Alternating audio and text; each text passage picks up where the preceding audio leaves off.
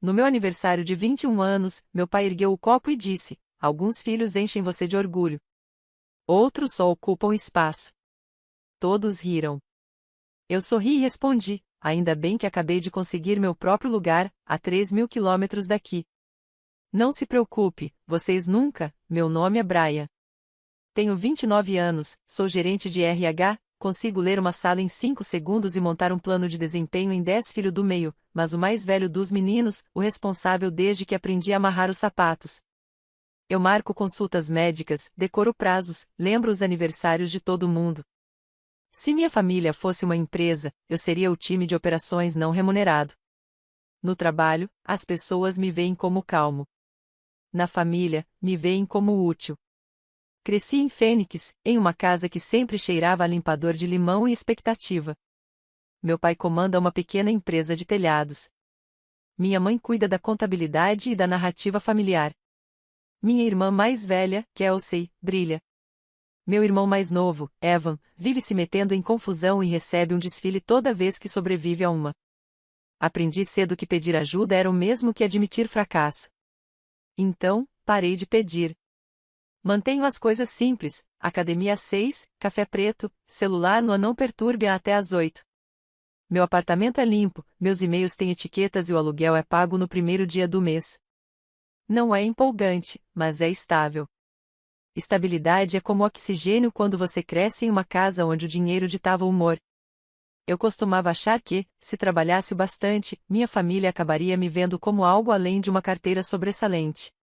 Essa crença não se quebrou de uma vez, foi se desgastando aos poucos, como quando minha mãe, por engano, passou meu cartão de crédito no Costco porque o dela estava na outra bolsa, ou quando meu pai disse: ajuda nos pneus do Evan. Não seja o único que não contribui. E depois me mandou uma cobrança no Venmo pelo valor total. A noite em que a verdade finalmente mostrou os dentes foi o meu aniversário de 21 anos. Estávamos em um restaurante com cardápios brilhantes e cadeiras bombas, balões amarrados na minha cadeira como se eu tivesse 10 anos. Eu tinha acabado de receber uma proposta de estágio em RH, em outro estado. Estava com medo e orgulhoso ao mesmo tempo. Meu pai ergueu o copo, sorriu para a mesa como um encarregado inspecionando um trabalho pelo qual não pretendia pagar, e disse: alguns filhos dão orgulho, outros só ocupam espaço. A mesa riu, não uma risada grande, mas aquela automática, para manter a paz. Kelsey escondeu o sorriso no guardanapo. Evan deu um meio sorriso olhando para o celular. Minha mãe tocou meu ombro e disse: ah, Tom, como se fosse uma piada sem importância. Eu sorri de volta, mesmo com os ouvidos zumbindo. Disse: ainda bem que acabei de conseguir meu próprio lugar, a 3.000 quilômetros daqui. Afastei a cadeira. Não se preocupe, vocês nunca, não terminei. O garçom chegou com o bolo que dizia Ambir e Ian porque alguém leu o formulário errado, e eu soprei as velas de uma vez só, pensando: estou indo embora. Indo embora, e não vou voltar por muito tempo. Mas o verdadeiro gatilho não foi o brinde. Foi o jeito como minha mãe sussurrou enquanto eu cortava o bolo: depois a gente fala sobre o cartão, tá, querido? Só tenta ser flexível. Eu não fazia ideia de qual cartão ela estava falando. Eu acabaria descobrindo. E foi aí que o dinheiro deixou de ser um ruído de fundo e virou a música inteira. 6 semanas depois, mudei-me para Seattle. Um estúdio com cheiro de tinta velha e pretzels. Estágio em RH, com crachá de verdade. Comprei um sofá usado no Marketplace e uma luminária torta, que parecia precisar de terapia. Era meu. Liguei para minha mãe para dar o novo endereço. Ela disse: orgulhosa de você, querido. E logo em seguida: ah, rapidinho, o débito automático do seu empréstimo estudantil não passou. Pode verificar? Eu nem tinha débito automático. Abri o aplicativo do banco. Havia uma cobrança que não reconheci: Sun Valley Utilities, Phoenix. $286,74. Liguei de volta. O que é Sun Valley Utilities? Ela respondeu rápido demais: ah, eles não quiseram colocar a conta no nome do Evan por causa de, você sabe, então usamos o seu por enquanto. É temporário. Você usa o meu CPF o tempo todo. Eu disse: mãe, isso é sério. Ela suspirou: nossa, que dramático. Precisávamos da conta em nome de alguém da família. Escrevi a palavra temporário num post-it e colei no meu laptop. Em RH, temporário sempre vem com uma data final clara. Na minha família, temporário era um estado de espírito. O estágio virou um emprego fixo. Eu montava kits de integração, orientava 2 gerentes em planos de período probatório e aprendi a dizer isso está fora do escopo sem parecer grosseiro. Mandava dinheiro para casa em caso de emergências, batida de carro do Evan, cirurgia do cachorro, um buraco na folha de pagamento da empresa do meu pai. Mamãe mandava mensagem, pagamos na sexta. Sexta vinha e ia. Nova emergência, nova promessa. Eu conseguia mapear o ciclo como uma previsão do tempo. Aos 23, fui promovido a analista de RH. Meu gerente me deu uma high five no corredor e disse: "Você é um estabilizador, Brian." Tirei um print do e-mail e mandei no grupo da família. Kelsey respondeu: "Arrasou, mamãe, tão orgulhosa." E logo em seguida, falando em estabilidade, o tratamento dentário do seu pai vence segunda. Papai, só dá uma força, te devolvo pelo Zelle. Eva mandou um emoji de joinha, como se tivesse ajudado. Respondi com cuidado: tenho minhas próprias contas. Mamãe rebateu: você sempre transforma tudo em questão de dinheiro. Fiquei olhando para aquela frase por muito tempo. Eu é que fazia tudo girar em torno de dinheiro. Deixei pra lá, como sempre. Um ano depois, as pequenas rachaduras viraram fendas. Voltei para casa no dia de ação de graças. Nessa época, eu já conduzia calibrações de desempenho, criava faixas salariais e mandava transferências silenciosas aos meus pais, valores que fariam meus colegas arregalar os olhos. A casa parecia igual, mas não era. Geladeira nova, TV nova, uma pilha de correspondências não abertas no balcão, como um monumento. Mamãe me abraçou e sussurrou: você está magro. Respondi que estava bem. Ela retrucou: você sempre diz isso quando emagrece. Como se fosse uma afronta pessoal. Depois do jantar, papai me entregou uma pasta. Estivemos pensando. Está na hora de colocar seu nome no negócio. Abri a pasta. Era um pedido de empréstimo de $65.000. Ri porque é o que faço quando quero gritar. Você está brincando, né? Mamãe tocou meu braço: é só uma garantia, querido. Nem é dinheiro de verdade. Eu trabalho com RH, não com finanças, mas sei ler. E aquilo era bem real. A família ajuda a família, disse meu pai. Família também pede antes, respondi. Ele me olhou como se eu tivesse lhe dado um tapa. Você quer que eu implore pro meu próprio filho? Fechei a pasta. Quero que me tratem como mais do que um score de crédito ambulante. Não assinamos nada naquela noite. Mas quando voltei a Seattle e entrei no Credit Karma, havia uma consulta de crédito que eu não reconhecia. Mesmo banco da pasta. Meu estômago despencou. Liguei para mamãe. Nada. Liguei de novo. Ela atendeu no 5º toque. Brian. A voz da minha mãe soou leve demais. Estou na fila do Costco. Você solicitou um empréstimo comercial usando meus dados? Não seja grosseiro. Você solicitou? Outra pausa. A gente precisava manter a equipe durante o inverno. Íamos te contar. Sentei no chão da cozinha e olhei para a geladeira. O post-it ainda estava lá, com a palavra temporário, as bordas já enrolando. Isso é ilegal, eu disse. Ninguém vai processar ninguém. Somos família. O que aprendi em RH é que as pessoas dizem somos família quando querem que você trabalhe até mais tarde sem receber por isso. Congelei meu crédito, registrei uma ocorrência. O banco bloqueou o pedido. Pouco depois, mamãe mandou mensagem no grupo da família. Brian está agindo como um estranho. Kelsey respondeu: ele só é cuidadoso. Eva escreveu: a gente entendeu.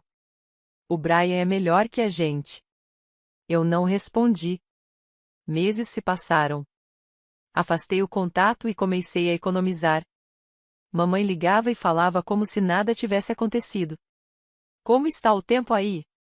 E o trabalho?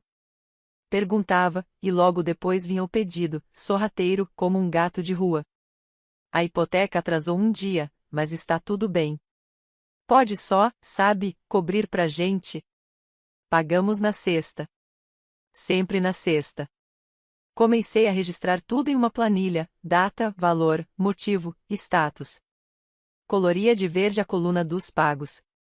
Ela permanecia quase toda cinza. Aos 26, virei gerente de RH. Agora eu cuidava de benefícios, relações trabalhistas e uma pilha de pastas sem graça com o rótulo política. Ainda assim, eu amava. Ordem, clareza, processo. Enquanto isso, minha vida familiar se tornava o oposto: exigência, confusão, manipulação. Eles chamavam de ajuda. Eu chamava de sangrar em silêncio. O ponto de ruptura veio por um grupo de mensagens. Na verdade, começou quando Kelsey anunciou o noivado. O chat explodiu confete, emojis de champanhe, 50 pontos de exclamação da mamãe. Em menos de uma hora, ela começou a distribuir tarefas.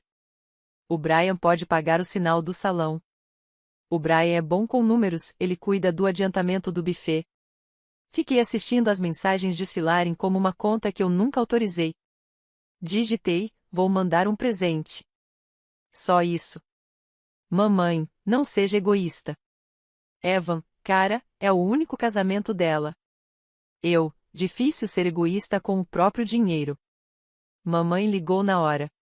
Eu não te reconheço mais. Você nunca tentou, respondi. Ela fungou. Depois de tudo que fizemos por você, o teto sobre sua cabeça, as caronas, a comida. Quer um recibo pela sua maternidade? Eu disse. Engraçado você perguntar, pensei, abrindo minha planilha. Não o enviei, não naquela hora. Mas o arquivo existia. E crescia. Uma noite, deitado na cama, rolei o dedo pela tela, linha por linha. 286,74 conta de luz. 900 pneus do Evan. 1.100 adiantamento da folha de pagamento. 250 remédios do cachorro.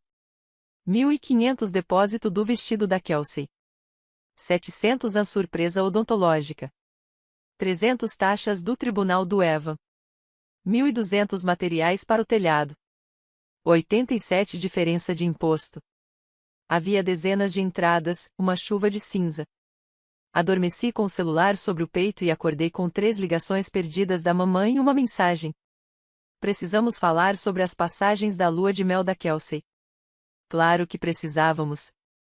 Eu continuava cedendo pedacinhos de mim, dizendo a mim mesmo que era uma escolha assim doía menos, parecia menos roubo. E então chegou o dia que zerou o tabuleiro. Papai marcou um jantar em família. O que, na prática, significava emboscada. Mesmo assim, eu fui. Ainda acreditava em uma espécie de matemática silenciosa que dizia que aparecer, um dia, acabaria significando ser visto. Jantamos frango passado e chá gelado doce demais. No meio da refeição, meu pai pigarreou: estamos orgulhosos da sua carreira, disse, pronunciando a carreira como se viesse entre aspas. Obrigado, respondi. Ele sorriu o mesmo sorriso do meu aniversário de 21 anos. Estamos expandindo. 2 caminhões novos.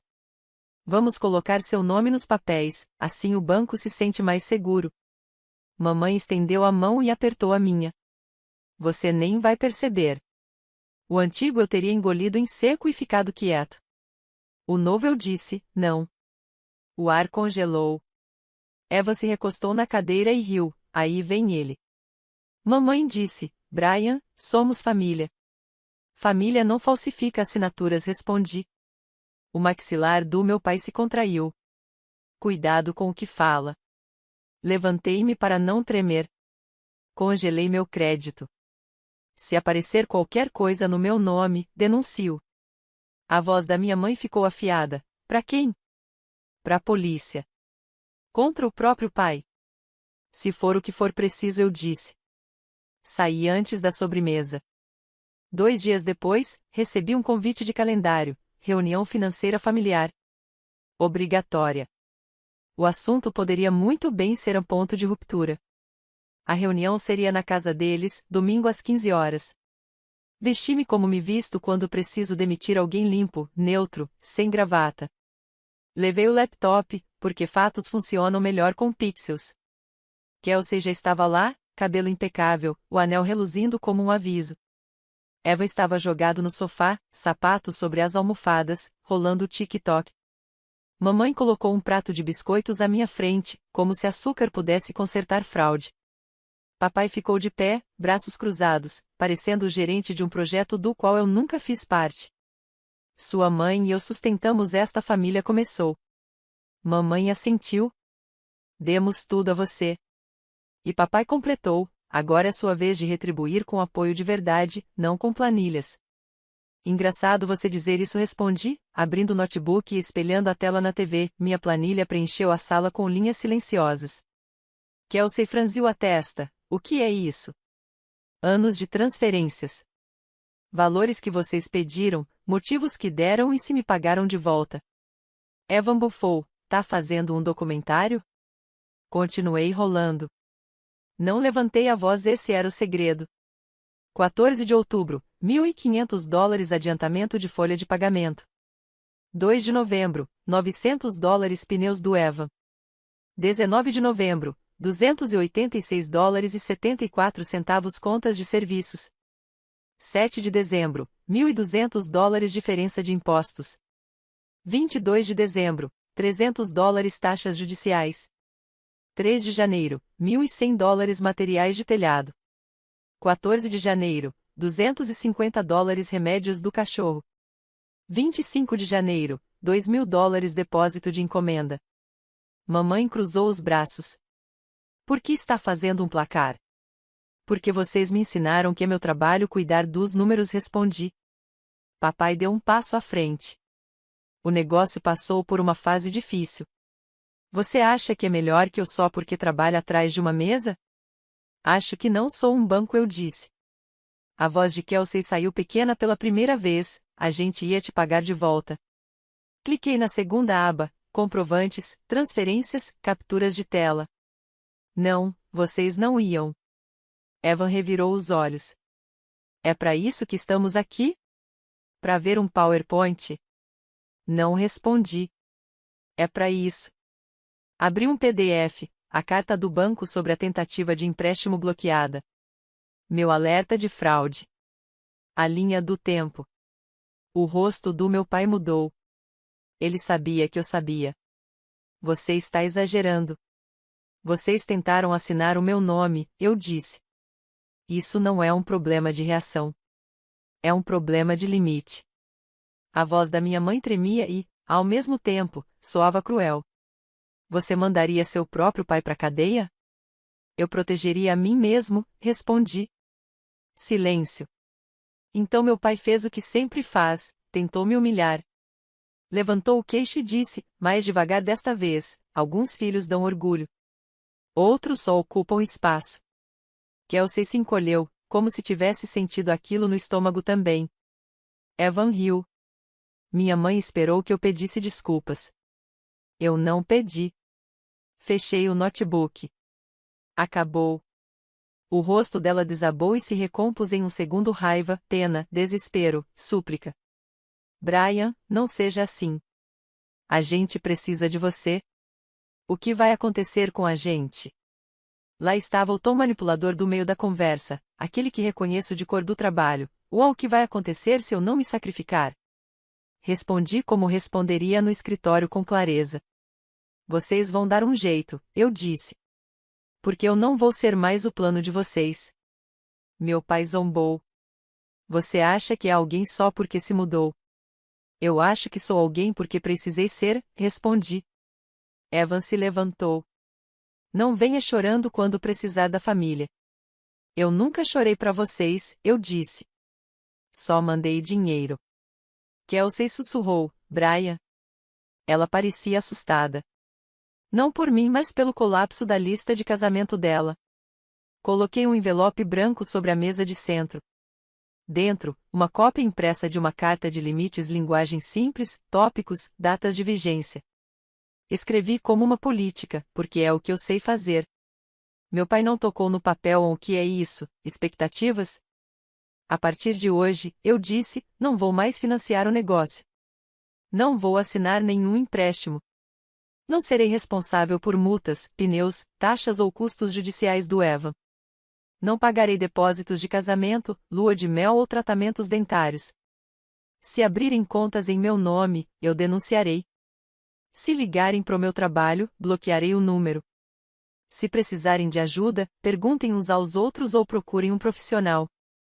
A boca da minha mãe abriu e fechou. Você não pode fazer isso com a gente. Eu não estou fazendo nada com vocês, respondi. Estou parando o que vocês estão fazendo comigo. Evan bufou. É por isso que ninguém gosta do RH. É por isso que o RH existe, eu disse. Minha mãe começou a chorar lágrimas reais, desajeitadas. Isso teria funcionado comigo 1 ano atrás. Ela tentou segurar minha mão. Nós somos sua família. Eu sei, eu disse. Por isso estou indo agora. Em vez de ficar e acabar odiando vocês até explodir. Meu pai disse, se sair por essa porta, não volte. Tudo bem, respondi. Peguei meu notebook. Kelsey sussurrou, e o depósito? Soava ridículo, pendurado no ar doce e parado. Olhei para ela. Eu mando um liquidificador. Meu pai soltou uma risada feia. Alguns filhos dão orgulho. Abri a porta. Alguns adultos aprendem, eu disse. Outros só ocupam espaço no aplicativo do banco. Então saí. O sol estava forte demais. Coloquei os óculos escuros e caminhei até o carro, com as mãos tremendo e a cabeça leve. Na primeira semana depois da reunião, meu celular não parava, mas minha mente estava silenciosa. Minha mãe ligou 12 vezes em um dia e depois mandou mensagem, eu te perdoo.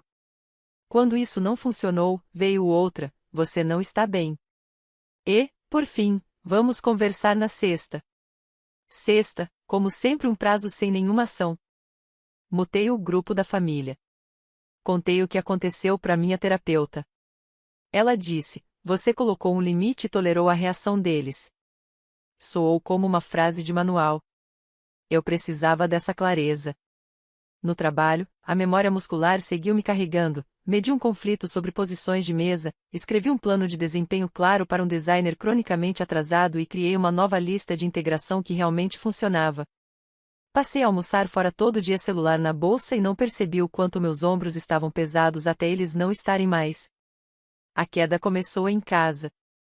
Kelsey ligou de um número que eu não reconheci.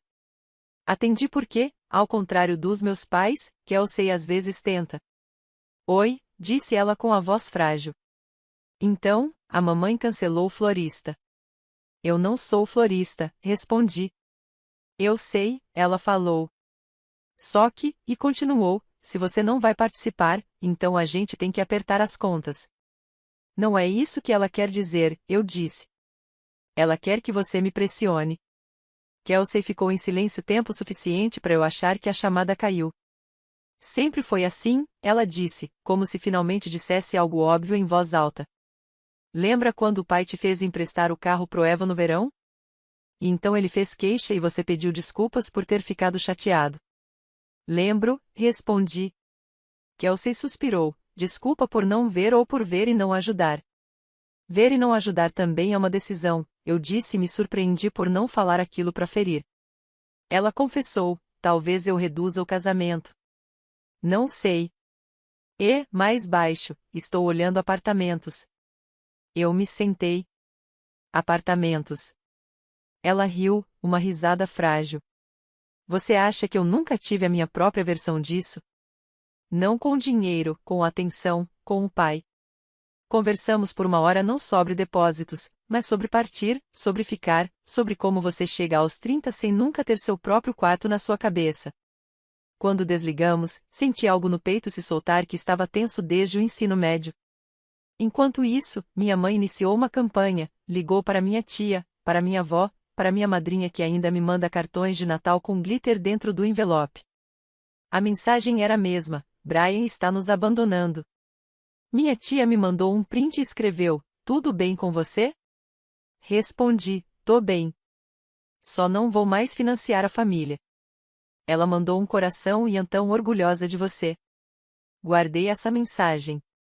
Meu pai não ligou, postou um meme no Facebook sobre filhos ingratos, daqueles com águias e bandeiras. Um vizinho comentou amém. Fechei o aplicativo. Eva mandou 3 emojis de cobra e depois um vídeo no bar com a legenda: família de verdade cuida um do outro. Não respondi. 2 noites depois ele ligou 1h02 da manhã. Acordei, olhei pro teto e deixei tocar. Deixou um recado: preciso de $200 ou tô ferrado. De manhã, outro recado: esquece. Você morreu pra mim. Preparei meu café e treinei não me deixar carregar pelas emergências alheias. E o que me surpreendeu, a vida ficou mais leve. Não perfeita, mas mais leve. Comecei a treinar boxe depois do trabalho com uma colega chamada Maia, que desvia com um gancho como se estivesse mandando um memorando. Aceitei o convite da primeira vez que um vizinho chamou para uma noite de jogos de tabuleiro mesmo achando que odiava jogos de tabuleiro e disse sim. Foi divertido. A gente discutiu se uma regra contava como escrita ou apenas implícita, e eu ri tanto que acabei roncando de tanto rir. Ninguém me pediu o número da minha conta bancária. No trabalho, finalmente apresentei o projeto em que estava pensando há meses, um verdadeiro plano de carreira, não um PDF que ninguém lê. Meu diretor de operações disse: toque isso adiante. E eu toquei. As pessoas realmente usaram. Alguém escreveu em uma pesquisa, e isso me fez sentir visto. Fiz uma captura de tela e salvei numa pasta chamada combustível. Financeiramente, configurei uma transferência automática para uma conta poupança que chamei de não para incêndio. Toda sexta-feira, uma pequena quantia se movia sozinha, e ninguém me mandava mensagem sobre isso. Olhei meu aplicativo do banco e vi um número que parecia uma escolha, não uma armadilha. Minha mãe tentou uma nova abordagem: sinto sua falta. Depois, devíamos voltar com os jantares de domingo. Em seguida, você sabe que eu não sou uma pessoa ruim. Não respondi às mensagens que eram iscas, só as que traziam informação. Estou disponível no dia 12 ao meio-dia para almoçar em local público. Ela respondeu: seja normal. O que queria dizer? Finja que nada aconteceu. Encontrei com ela nesse almoço. Sentamos no lugar com cadeiras de metal e música alta. Ela pediu uma salada e ficou apenas mexendo nela. Você parece cansado, disse. Durmo bem, respondi. Ela suspirou.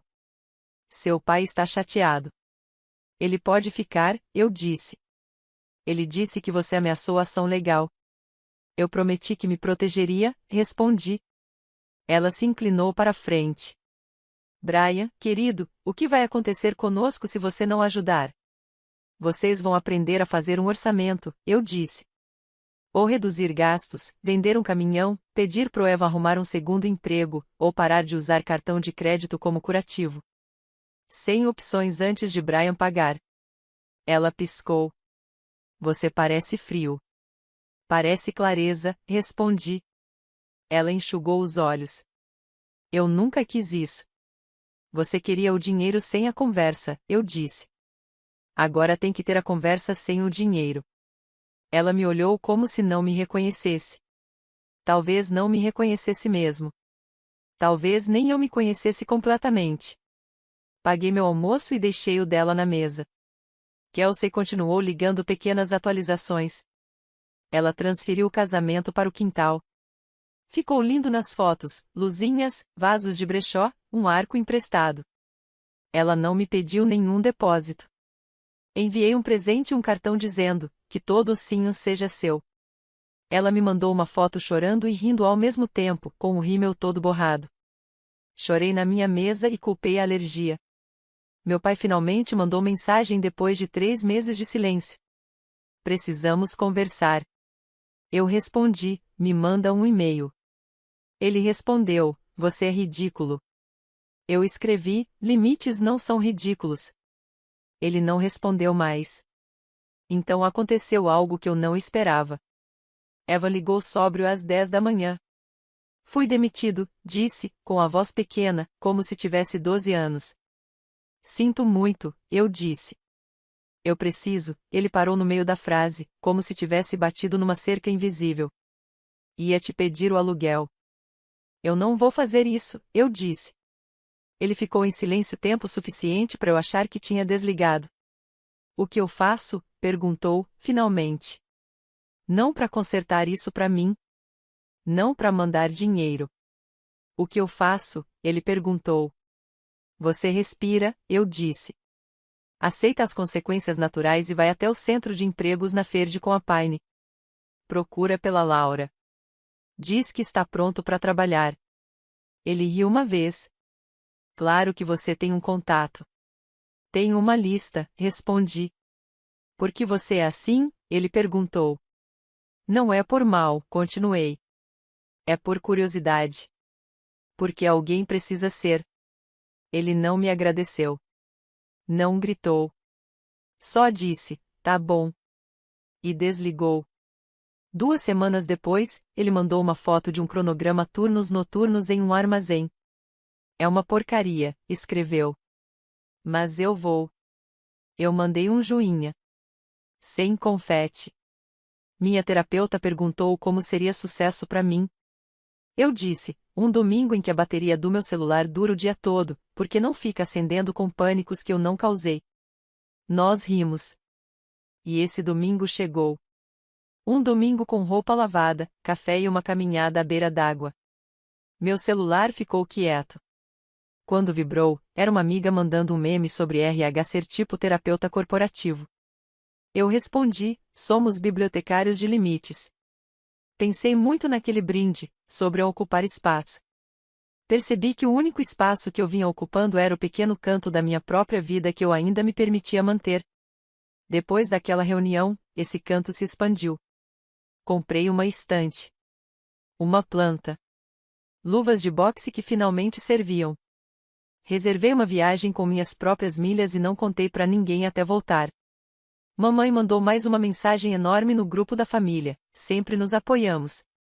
Alguns de nós esquecem disso. Kelsey respondeu, apoio não é exploração. Evan, para minha surpresa, escreveu, chega. Então percebi. Papai saiu do grupo e voltou 5 minutos depois, como se ninguém fosse notar. E eu? Coloquei o grupo no silencioso por um ano. Desativei o mudo no dia em que Kelsey mandou uma foto do primeiro contrato de aluguel dela, só com o nome dela. Consegui, ela escreveu. Eu respondi, orgulhoso de você não do jeito que o papai diz. Do jeito verdadeiro. 1 ano depois, viajei a Fênix a trabalho e deixei um dia extra só pra mim. Passei de carro em frente à casa antiga. O cheiro de limpador de limão era só lembrança. O gramado estava torto. O telhado parecia novo. Ri sozinho no carro e segui em frente. Encontrei Kelsey para tomar café tênis, rabo de cavalo, rosto mais leve. Tô fazendo terapia, ela disse. Eu também. Éramos crianças tentando ser figurantes. Você foi corajosa por ficar. E você foi certo em ir. Choramos, enxugamos, e conversamos como irmãos que talvez, finalmente, pudessem ser amigos. Depois, no restaurante Cabines de Vinil, café amargo. Papai já tenso, mamãe separando sachês de açúcar. Então você acha que é melhor do que a gente? Ele começou. Não, eu disse. Eu sou melhor comigo mesmo. Precisávamos de você. Eu sei. E eu precisava de mim? A voz da mamãe baixou, a gente tinha medo. Eu também, respondi. Medo de me tornar alguém que eu não gostasse. Meu pai balançou a cabeça. Família é família. Eu não estou com raiva, respondi. E também não vou pagar. As duas coisas podiam ser verdade. Ele abriu a boca, depois a fechou. Não foi um milagre, apenas um estalo. Minha mãe estendeu a mão, mas parou quando viu que eu não ofereci a minha. Você está feliz? Ela perguntou. Pensei nas planilhas arquivadas, nas luvas de boxe, nos domingos tranquilos em que a bateria do meu celular permanece cheia. Sim. Na maior parte do tempo, mais do que antes. Que bom, ela disse, com sinceridade e um pouco de amargura. De volta a Seattle, abri a planilha antiga. Sem raiva, apenas números. Adicionei uma última linha, Data de hoje, valor $0, motivo, limite mantido, status, quitado. Então arquivei o arquivo não para esquecer, mas para lembrar sem sangrar. Se existe uma lição, é simples: eu não sou uma carteira ambulante, e família não é um passe livre para minha paz. Ajudar sem limites machuca todo mundo. Você não precisa de uma crise para dizer não. No meu aniversário de 21 anos, meu pai disse: alguns filhos dão orgulho. Outros só ocupam espaço.